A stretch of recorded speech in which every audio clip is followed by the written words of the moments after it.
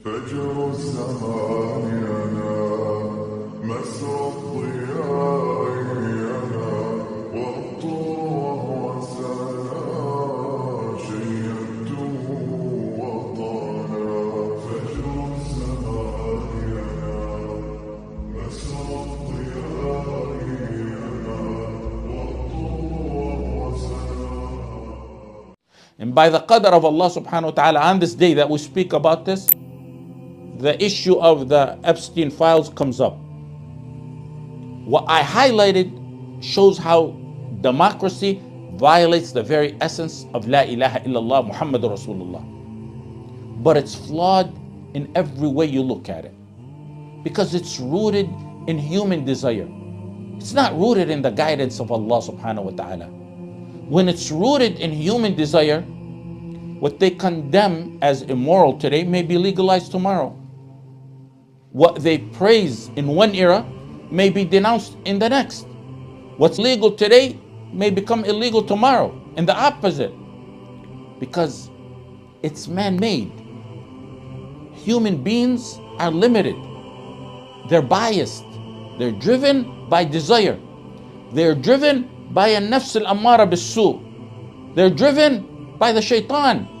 They're driven by personal interests and by power and wealth and ever-changing social trends. When freedom is not restrained by the Quran and Sunnah, the inevitable outcome is a nation of filth. Just like the nations that adopt secularism and democracy, wherever they may be. أَلَا يَعْلَمُ مَنْ خَلَقَ وَهُوَ اللَّطِيفُ الْخَبِيرُ. The Creator, Allah alone, knows what truly befits His creation. A system not governed by the guidance and laws from Allah subhanahu wa ta'ala is a system that breeds people worse than animals.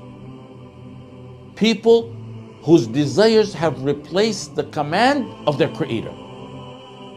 Allah subhanahu wa ta'ala gave the world a glimpse to see how they are. He laid bare their true faces. A bunch of rapists and murderers of children. Never in the history have Muslims been massacred as they are in this era where democracy dominates. When it comes to Islam, their ideology reveals its true face. It's built on nifaq and violence. History will always remember, and the Muslims will always remember, that democracy is written in the blood of Gaza's children. And that's just only one of their many massacres. One of the many massacres in the era of democracy. Never has the earth seen an age more polluted in manners and morals than the age of democracy as well. If the people of Lut once engaged in same-sex relations, then on top of that today, in the democratic era, they no longer know their genders. They don't even know which restroom to use.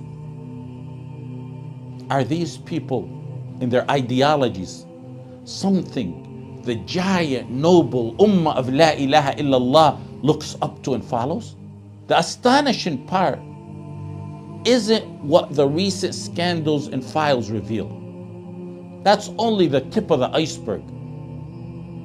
This is what Allah subhanahu wa ta'ala exposed about certain entities and individuals.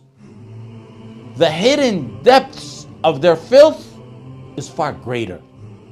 What's truly astonishing is that some Muslims seem surprised by this. What did you expect?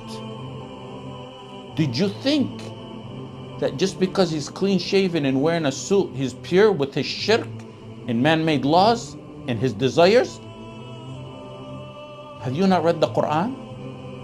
When one's life and laws and habits are guided by their desires, can the result ever be anything but corruption?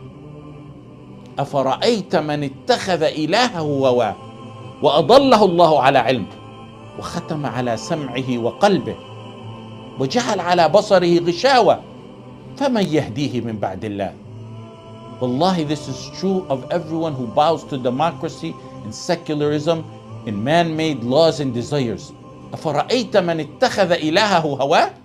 You see him who takes his own lust and desires as an ilah. Their desires are their laws. They took them as lords.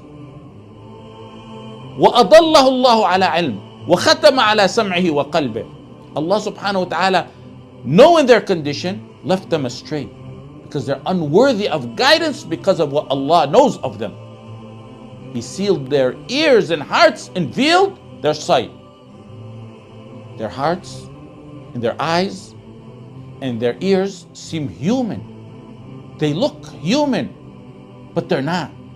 فَمَن يَهْدِيهِ مِن بَعْدِ اللَّهِ أَفَلَا تَذَكَّرُونَ. Allah subhanahu wa ta'ala said, وَلَقَدْ ذَرَأْنَا لِجَهَنَّمَ كَثِيرًا مِنَ الْجِنِّ وَالْإِنسِ لَهُمْ قُلُوبٌ لَا يَفْقَهُونَ بِهَا وَلَهُمْ أَعْيُنٌ لَا يُبْصِرُونَ بِهَا وَلَهُمْ آذَانٌ لَا يَسْمَعُونَ بِهَا أُولَئِكَ كَالْأَنْعَامِ بَلْ هُمْ أَضَلُّ أُولَئِكَ هُمُ الْغَافِلُونَ. We have destined many jinn and humans for Jahannam.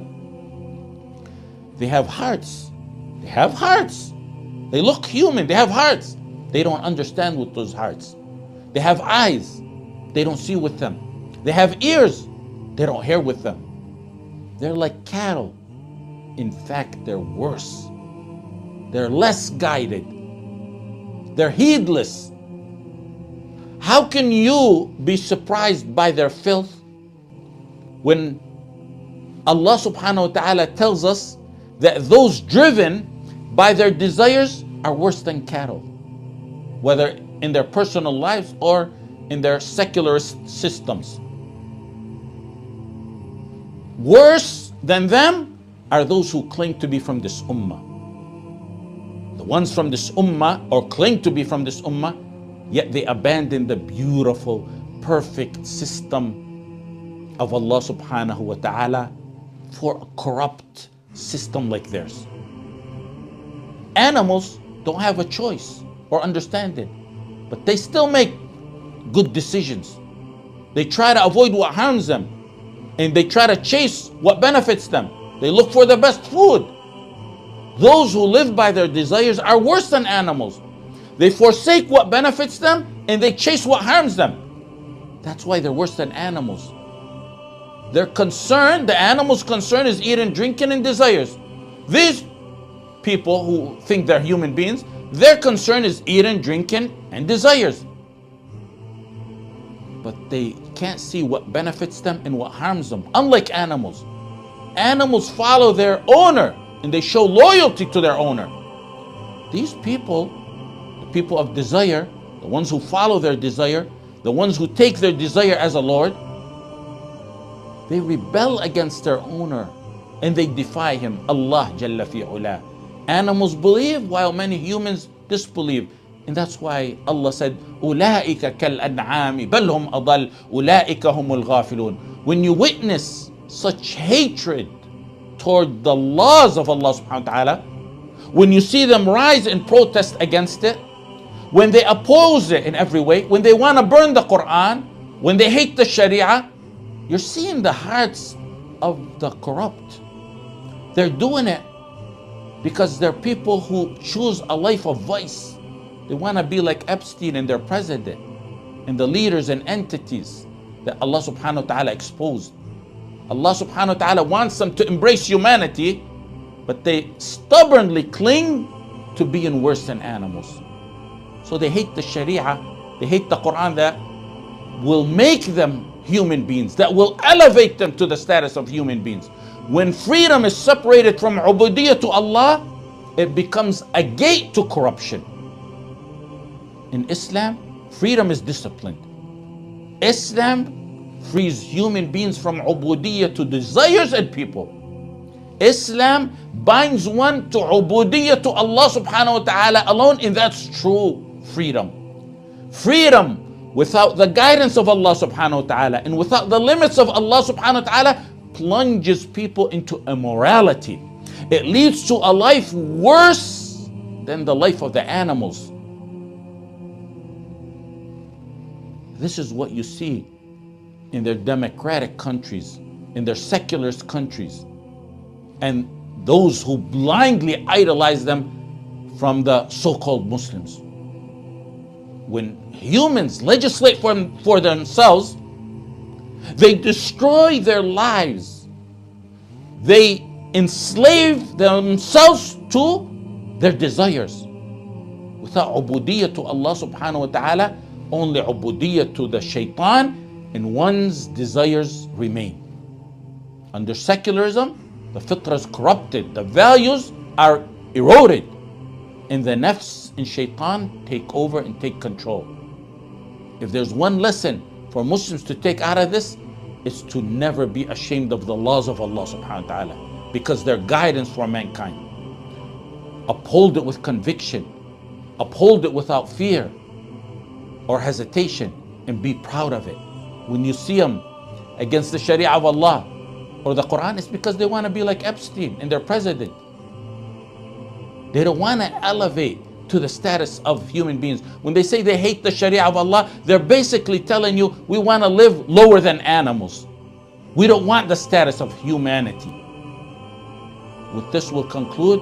وصلى الله على سيدنا محمد وعلى آله وصحبه وسلم.